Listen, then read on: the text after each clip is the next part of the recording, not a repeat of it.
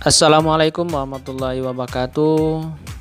Salam sejahtera bagi kita semua. Bertemu kembali di Andre Ismail Channel.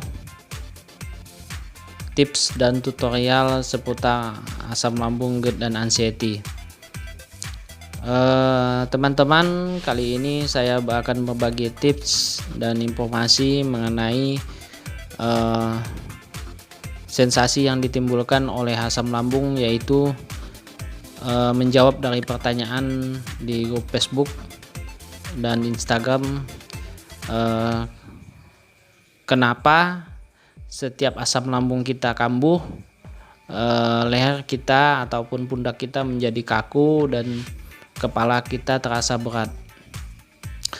Nah, teman-teman, sesama penderita asam lambung, GERD dan anxiety, sebetulnya ketika asam lambung kita kambuh, itu bukan anginnya yang naik di kepala ataupun sampai ke leher, tidak, tetapi asam lambung ini yang menyebabkan sensasi sehingga kita menimbulkan GERD dan anxiety. Sensasi ini yang terjadi sehingga di kepala kita, di pikiran bawah sadar kita menganggap hal itu berbahaya bagi tubuh kita, sehingga kita banyak mikir ataupun kita pikiran-pikiran negatif kita bermunculan sehingga kita mengalami stres. Contoh saja, ketika asam lambung kita naik dan otot esofagus kita tidak mampu menahannya, tenggorokan kita ini terasa mengganjal, kemudian sering sendawa.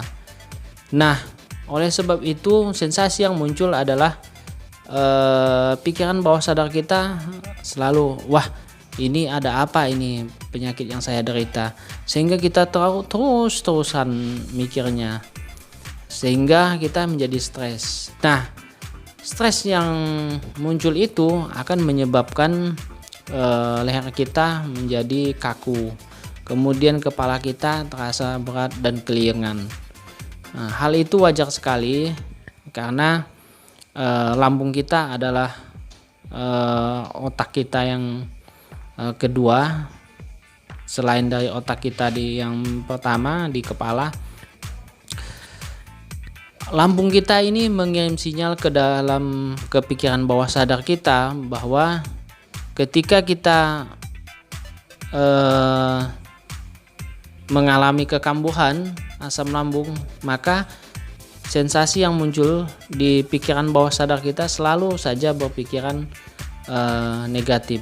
Oleh sebab itu, bagaimana caranya supaya kita dapat menahan asam lambung dan pikiran negatif kita ubah menjadi pikiran-pikiran positif? Yang pertama yang kita lakukan yaitu, biasanya kita kalau sudah asam lambung kita naik, kita konsultasi dulu ke dokter. Biasanya akan diberi obat sejenis sukralfat, kemudian omeprazol, lansoprazol. Kemudian kalau kita mempunyai penyakit GERD dan anxiety, kita konsultasi ke dokter jiwa dan kita dikasihnya obat untuk penenang supaya kita dapat tidur jika kita kesulitan untuk tidur di malam hari. Nah, teman-teman, sahabat, sesama GERD dan anxiety, itu dia mengapa kita mengalami sakit di leher ataupun leher ini terasa kaku, kemudian kepala kita terasa berat dan keliengan ketika asam lambung kita kambuh. Asam lambung hanya sampai kepada otot esofagus di tenggorokan. Nah, ketika leher kita terasa mengganjal, nah itulah dia asam lambung kita menjadi naik. Penyebabnya bisa bermacam-macam. Bisa saja karena kita makan makanan yang masih berpantang. Nah, kita langgar pantangan tersebut.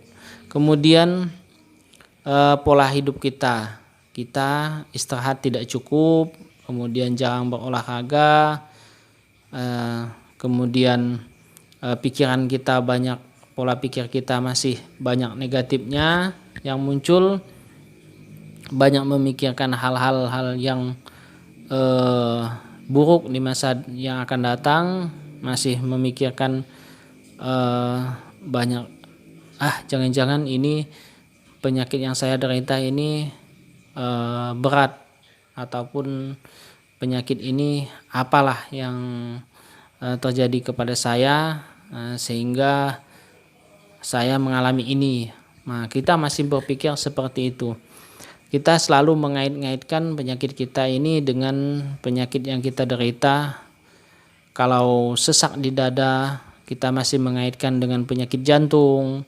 Kalau pusing ataupun keliangan di kepala, kita masih mengaitkan dengan penyakit tumor misalkan.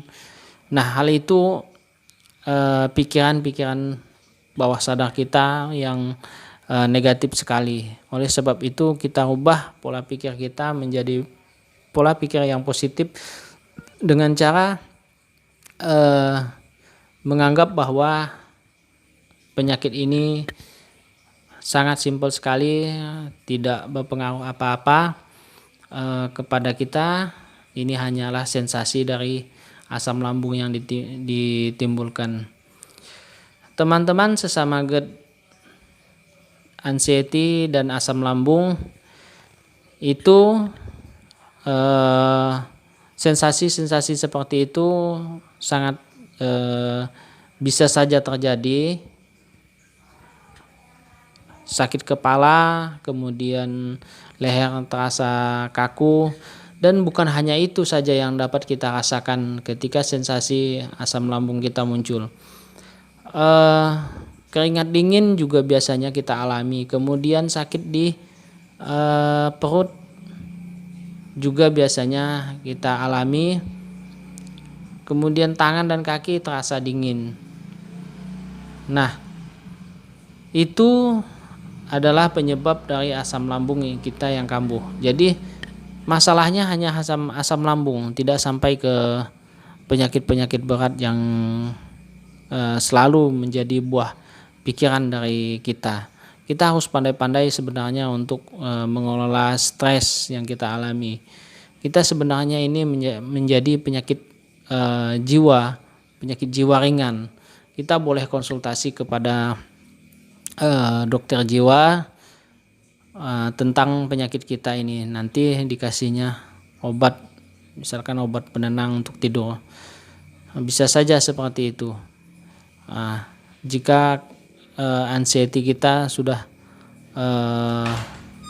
parah, ataupun anxiety kita sudah menyebabkan sensasi-sensasi yang lain. Sebetulnya penyakit asam lambung ini kalau tidak dibarengi dengan GERD dan anxiety sangat ringan sekali, sangat tidak berpengaruh kepada sensasi-sensasi yang muncul. Sudah di luar itu. Tetapi karena kita mempunyai GERD dan anxiety, makanya pikiran-pikiran bawah sadar kita menjadi negatif. Dan oleh sebab itu, teman-teman, ketika kalian mempunyai asam lambung, kemudian ditambah GERD dan anxiety, maka muncullah pikiran-pikiran bawah sadar yang negatif. Nah, wajar saja kalau keluhan kalian di leher ataupun pundak terasa sakit ataupun terasa kaku, kemudian leher, kemudian kepala terasa pusing dan keliengan. Nah, hal itu kalian atasilah dengan menahan ataupun memperbaiki lambung kalian dulu, asam lambung kalian jangan sampai kambuh, dan kelola stres dengan baik. Mungkin itu yang dapat saya sampaikan. Terima kasih atas perhatiannya. Jangan lupa di subscribe video ini, kemudian tekan tombol loncengnya agar video-video saya yang selanjutnya akan ada pemberitahuan kepada kalian di notifikasinya. Mungkin itu yang dapat saya sampaikan. Assalamualaikum warahmatullahi wabarakatuh.